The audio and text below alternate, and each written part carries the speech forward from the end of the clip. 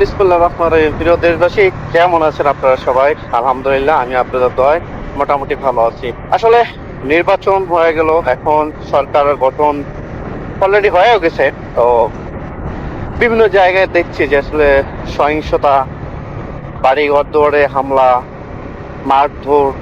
দেখেন, রাজনীতি করেন দেশের স্বার্থেই তো করে, জনগণের কল্যাণের জন্যই তো রাজনীতি করেন, তাই না? এখন আপনি রাজনীতি করতে গিয়ে যদি আপনি প্রতিপক্ষকে যদি এভাবে মারধর করেন আর প্রতিপক্ষ যদি আপনার না থাকে, তাহলে এই রাজনীতির কোনো দাম নেই। আপনি প্রতিপক্ষকে যদি ওইভাবে মূল্যায়ন না করে, তাহলে আপনাকে ভুলটা ধরে দেবে কে আর ভুল সংশোধন করবে বাকে? আর প্রতিপক্ষ না থাকলে কি আর কোনো জিনিস কাজ করে কি মজা পান? কখনোই না। এখন রাজনীতির মাঠে আপনার বিরোধী দল থাকবে বা প্রতিদ্বন্দ্বী থাকবে, এটাই স্বাভাবিক। তো আপনি বিরোধী দলের প্রতিদ্বন্দ্বীকে যদি এভাবে মারধর করেন বা বাড়ি থেকে যদি হামলা করেন, তাহলে এটা রাজনীতি বলে না কি বলে আমি সেটি জানি না, আমি বুঝতে পারলাম না। তা আসুন আমরা এই নোংরা রাজনীতি থেকে বেরিয়ে আসি। দেখেন, রাজনীতিতে সবার যে জয় হবে এমন কোনো কথা না।